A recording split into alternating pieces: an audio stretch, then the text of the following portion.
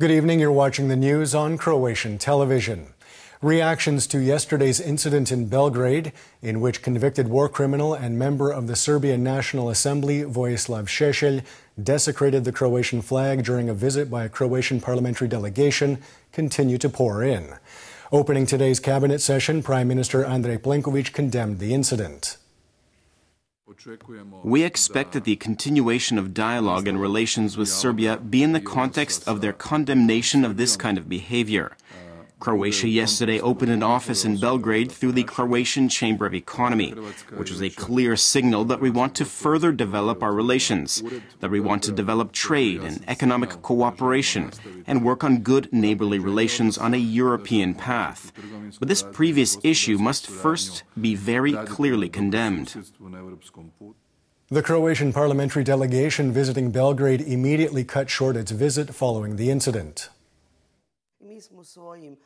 We made our position very clear by leaving Belgrade. There was no question in our minds as to what we needed to do.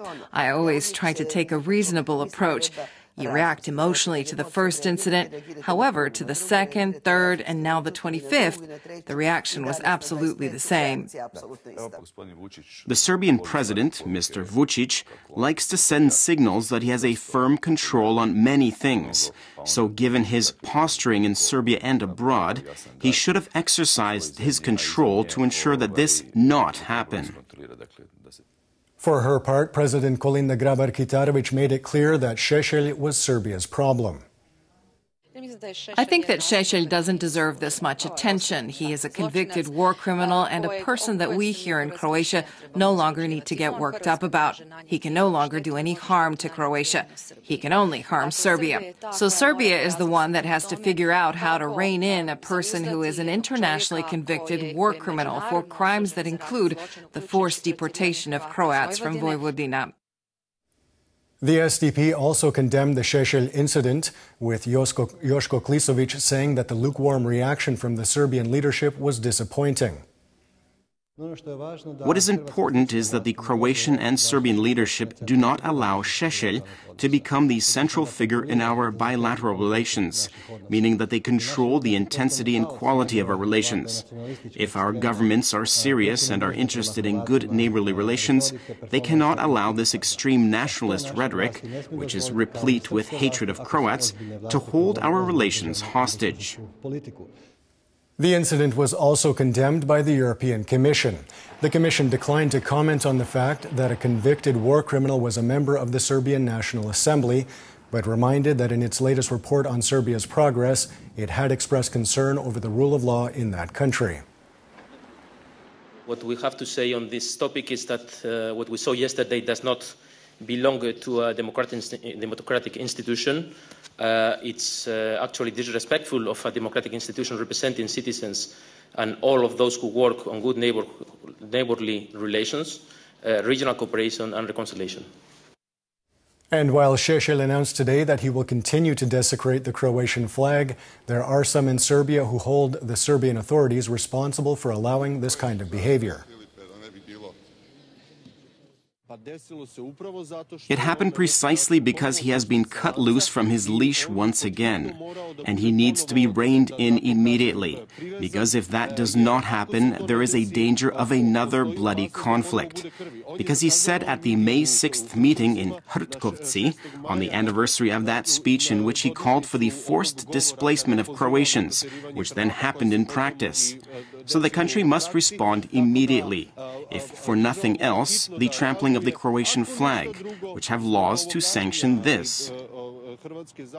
In other news, the nomination of Dražen Jelenić for the post of Chief State Prosecutor was upheld unanimously by Parliament's Judiciary Committee today.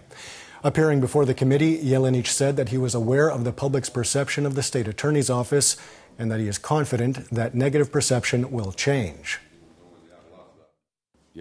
I am, as they say, a child of the State Attorney's Office.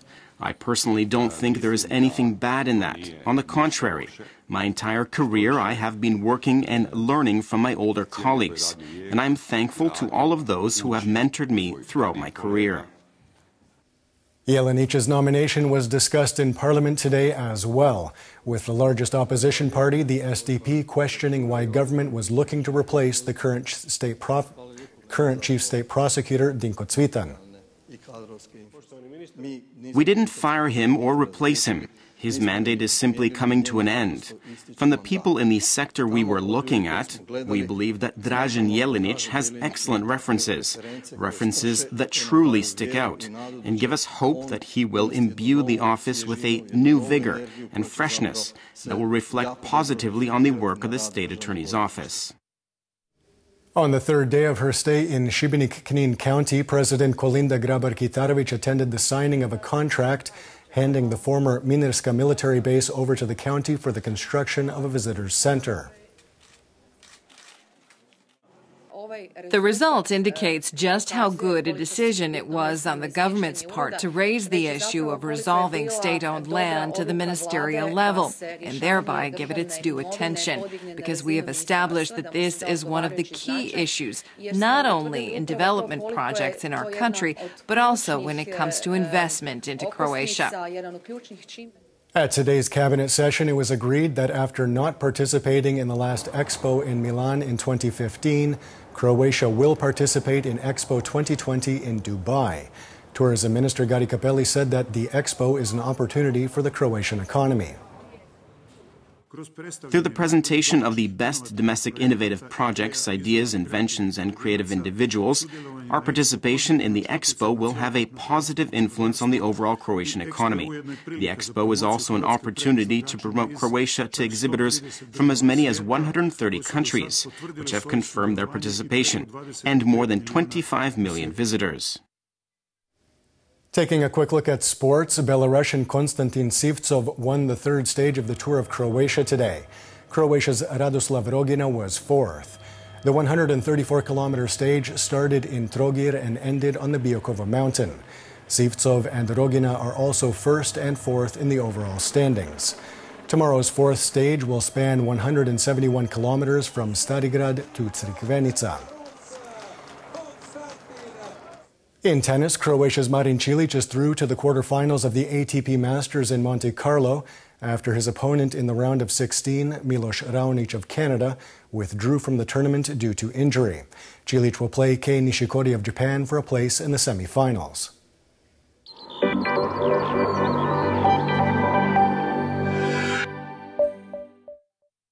And now the forecast for tomorrow. Predominantly sunny throughout the country. There will be a moderate to strong northeasterly with gale-force gusts in the Velebit Channel. Morning lows of 7 to 11 degrees Celsius inland, 14 to 19 on the coast, will give way to highs of 22 to 26 degrees. The three-day forecast for the interior calls for sunny skies and warm temperatures over the weekend. Monday will see some cloud cover and a chance of showers. It will be unseasonably warm. The coast will see sunny skies and warm temperatures.